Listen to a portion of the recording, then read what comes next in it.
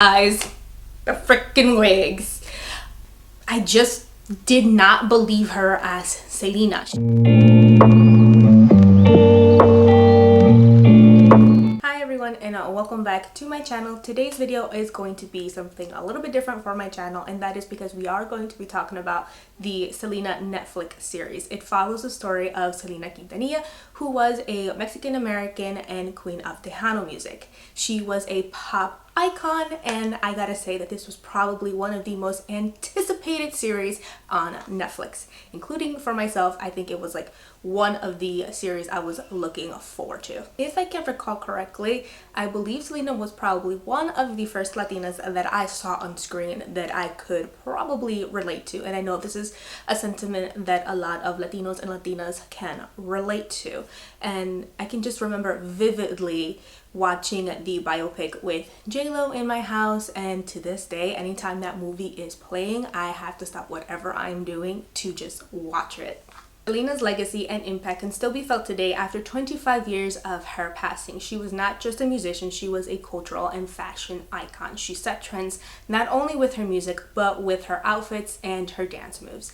In 2016, MAC Cosmetics did release a collection with the Quintanilla family in honor of Selena. If you were a Selena fan, you were looking forward to this collection as soon as it was announced. And as soon as it was released, it was sold out in minutes.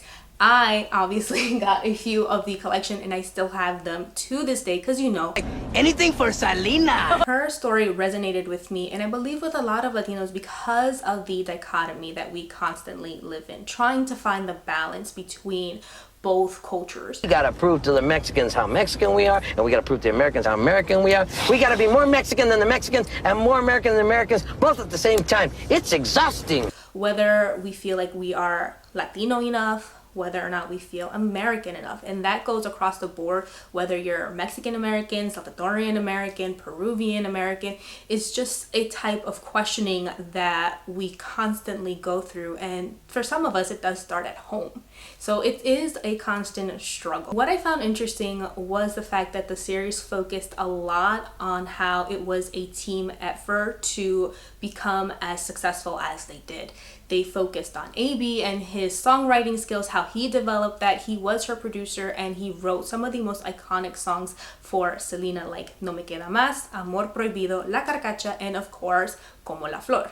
Then they kind of focused on Suzette and her struggles of being apprehensive of not wanting to be a drummer, and then how she fell in love with it, and how she just had an impact on young girls. And there was a scene in particular in the series where a fan comes up to her and tells her that she was inspired because she's never seen a female drummer before, and because of her, she wanted to become a drummer.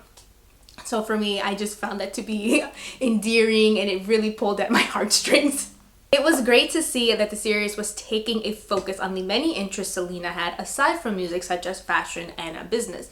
Before she passed away, she did have a clothing line and a boutique. She may have had also a hair and nail salon, I'm not too sure, but she did have a boutique where you can go and purchase, I believe, some of her clothing items. And then subsequently, when she did pass away, it was where a lot of fans could purchase merchandise, such as this shirt right here that I got when I was 15.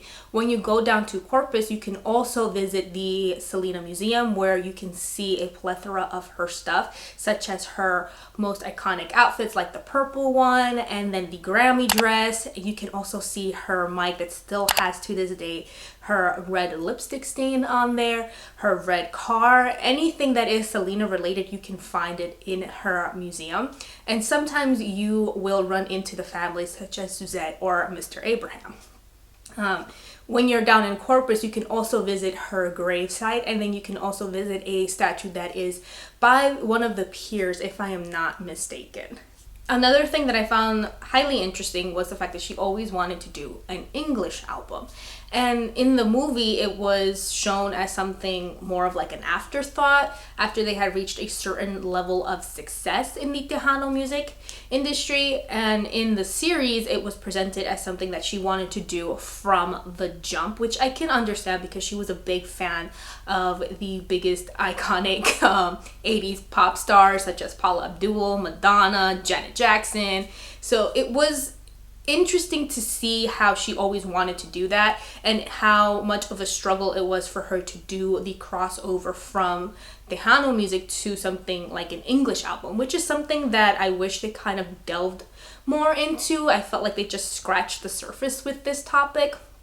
So I wish, like I said, that they had just dug in there and how much of a struggle it was to do the crossover, because you can kind of see it in the series where she did sing a couple of songs in English and the crowd really wasn't feeling it. So she had to switch to Spanish music, and that's where she kind of had to stay in for a while before she can actually do the crossover. Now, my biggest gripe with the series is the fact that I wish they had given us more, done more, and production quality. Production quality was not there, from casting to wardrobe to makeup and hair. The wigs, you guys, the freaking wigs. Horrible, terrible. Just, I don't know why. This is Netflix and this is Selena. You guys have the budget for this. I know that Netflix has the budget for high quality production, and to have and hire people that can blend in wigs and make it seem like people's real hair. So the fact that they didn't do that, I'm really questioning how they thought that was acceptable to do. I also thought that there was a lack of character and story development. You just didn't feel the connection with any of the characters, and the stories just kind of felt choppy and abrupt. If you guys don't know who these people are, you just kind of are left wondering, why should I care for certain things? Like when Pete Astudillo went solo, you know, he was just like, for a lot of the episodes, was a background character, and he was really important. He was one of Selena's best friends, and when she passed away, it was really hard for him. So to just make him seem like a background character, I thought was not okay, kind of like offensive in a way.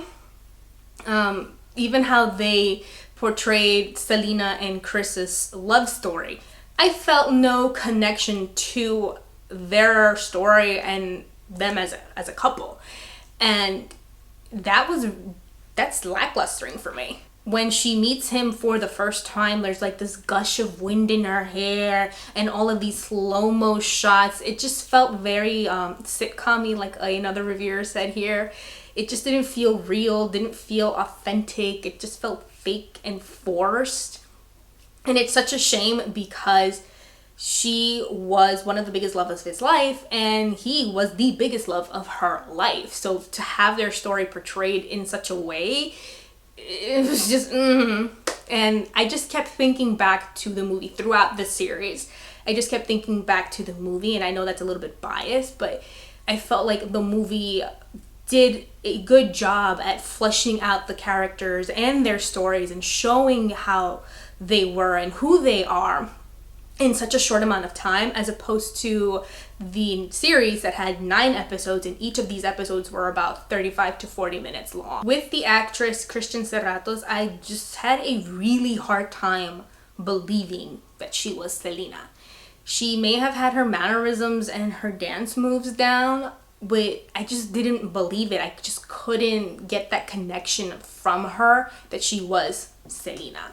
And for some people, this is their first introduction, their first time meeting or being exposed to Selena. So the fact that they're just not really showing the cultural impact that she had, how much of a fashion icon she was, and how big she was in the music industry, it just leaves a lot to be desired. I know that her family was involved in developing this series, and it shows because it was very safe. They presented her kind of like in a bubblegum version, and what I mean by that is like they were just showing her in a certain light, playing it safe, and I can understand to a certain extent, because they probably wanted to tell the story in a particular way. However, you know, Selena was human. She was not just a perfect girl that didn't question her family, that didn't go against her parents' wishes. To see each other like this again. I'm not agreeing to anything. Okay, you can't tell me who I can and can't. Selena, you wait! It just showed her as being two-dimensional, and like I said, we're humans, we have flaws, and I wish they kind of had shown a little bit of that in the series. Lastly, I do want to address some of the controversies that does come when there's anything Selena related that does come out. Twitter was popping off yesterday in regards to the series. Some were saying they didn't like the series. They were clicking off after an episode or two because they found it boring. They didn't like the wigs. They didn't like the casting. They just thought the pace was very slow for the series, etc. And there was just a lot of funny tweets there too in between all of that. So I thought it was really funny. And then there was a section of fans. There's always a section of fans when it comes to Selena. And they just kept saying how they felt that the family just keeps exploiting her music and her memory for monetary gains, whether it's from concert tributes to books, movies, series, etc. They just feel like they never really let Selena rest in peace. And while those may be some valid reasons, if it wasn't for the movie, I feel like a lot of people wouldn't have been exposed to Selena and her music and how she was a impact not only for the music industry but also for the Latino community. That is it for today's video. I hope that you did enjoy this review on the Selena Netflix series. If you did, give it a thumbs up. Let me know in the comment section below if you enjoy these types of videos. That way I can keep creating more for you guys. And subscribe if you haven't subscribed. And as always, I'll catch you guys in the next one. Bye.